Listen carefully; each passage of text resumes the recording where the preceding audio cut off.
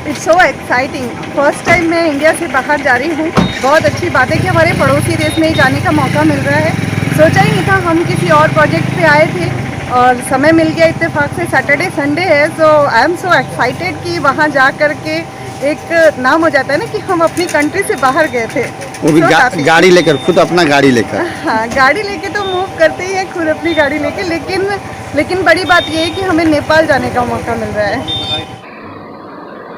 इन सीमाओं पर लाख पहरे बिठा दो, हम भारत और नेपाल के नागरिक अमन और मोहब्बत का चादर बिछाते रहेंगे।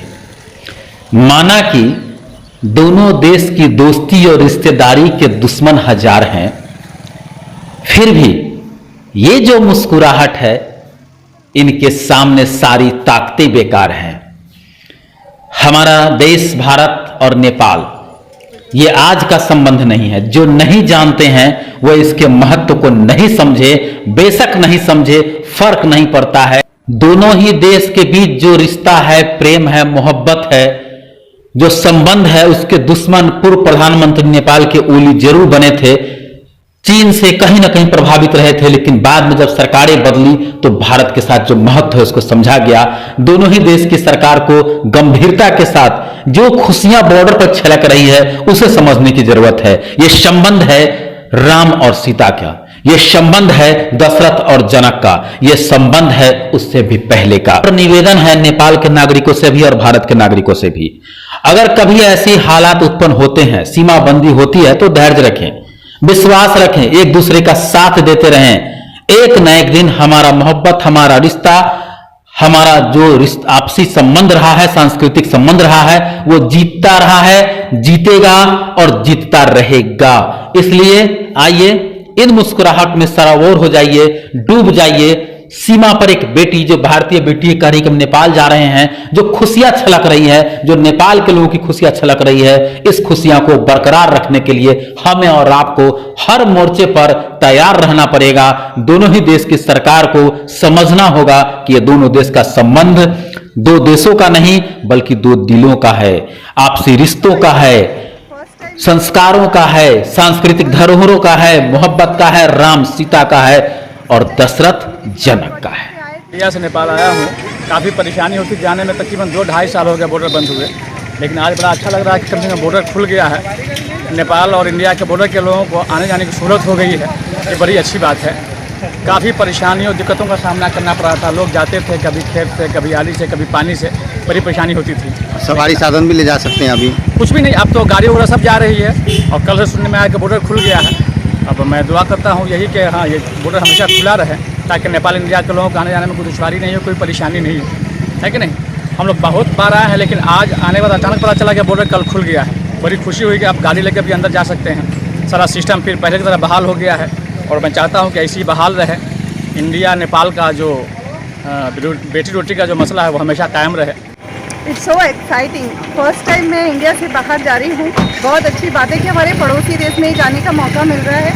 सोचा ही नहीं था, हम किसी और प्रोजेक्ट पे आए थे और समय मिल गया इत्तेफाक से। सैटरडे संडे है, सो आई एम सो एक्साइटेड कि वहाँ जा कर के एक नाम हो जाता है ना कि हम अपनी कंट्री से बाहर गए थे। वो भी गाड़ी लेकर, खुद अपना गाड़ी लेकर। हाँ, गाड़ी लेके तो मूव करते ही है, खुद अपनी गाड़ी लेके। लेकिन बड़ी बात ये है कि हमें नेपाल जाने का मौका मिल रहा है। फरेन आइटम्स, लत्ता कपडा हैन, जुन विदेशबाट आयात भएर आइरहेका छन्, धेरै कुरामा हामी निर्भर छौँ र केही कुरामा जस्तै खाद्यान्नमा पनि आजको दिनमा हाम्रो इन्डिया भन्दा सस्तो चामल आज नेपालमा छ। इन्डिया भन्दा केही कुराहरू र सबै देश चाहिँ सबै गुण सम्पन्न भएको छैन आजसम्म। त्यसैले यसलाई चाहिँ व्यापारमा खासै असर पर्छ भन्ने मलाई लाग्दैन। जहाँसम्म छ कि दुवै देशको व्यक्ति विशेषहरू ये पर्यटक को हिसाबले यदि नेपालमा पर्यटक भित्रिएन भने के यहाँ का होटल, यहाँ का व्यवसाय, यहाँ का सिनेमा हल, यहाँ का शिक्षा, यहाँ का व्यापार व्यवसायहरूको उत्थान हुन्छ? हुँदैन। त्यस कारणले यो मानसिकता राख्नु कि इन्डिया खुलिसकेपछि इन्डियाको व्यापार मात्रै चल्छ, हाम्रो नेपालमा चल्दैन, त्यो हाम्रो मान्यता छैन। र यहाँको व्यवसायीहरू पनि होटल व्यवसायीहरू आज खुर्सित छन् किनभने यहाँ एक से एक लगानी गरेर होटल व्यवसायीहरू बसेका छन्। डन्डीमा होस् सिमेन्टमा होस् आज नेपाल आत्मनिर्भर छन्। यहाँभन्दा सस्तो यहाँभन्दा इन्डियाभन्दा सस्तो अहिले डन्डी सिमेन्ट निर्माण सामग्रीहरू नेपालमै पाइरहेका छन्। पेन्ट सामग्रीहरू पनि नेपालमै पाइरहेका छन्। हार्डवेयरका केही सामग्रीहरू मात्र भारतमा सस्तो छन्, त्यो पनि बिना जिएसटीको अहिले गभर्मेन्टले सब्सिडी ल्याएर हामीलाई नेपाल सरकारलाई दिइरहेको छ। यस कारणले मलाई लाग्दैन कि यसले चाहिँ व्यापारलाई घटाउँछ, बरु मनोजी यसलाई बढाउने काम नै हुन्छ मलाई जस्तो लाग्दछ।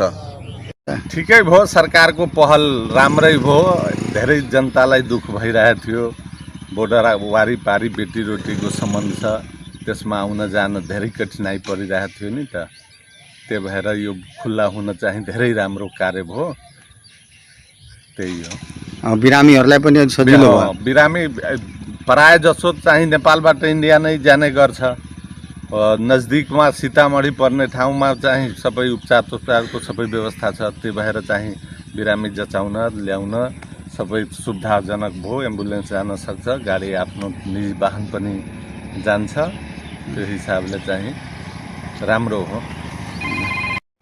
It's so exciting. First time मैं इंडिया से बाहर जा रही हूँ। बहुत अच्छी बात है कि हमारे पड़ोसी देश में जाने का मौका मिल रहा है।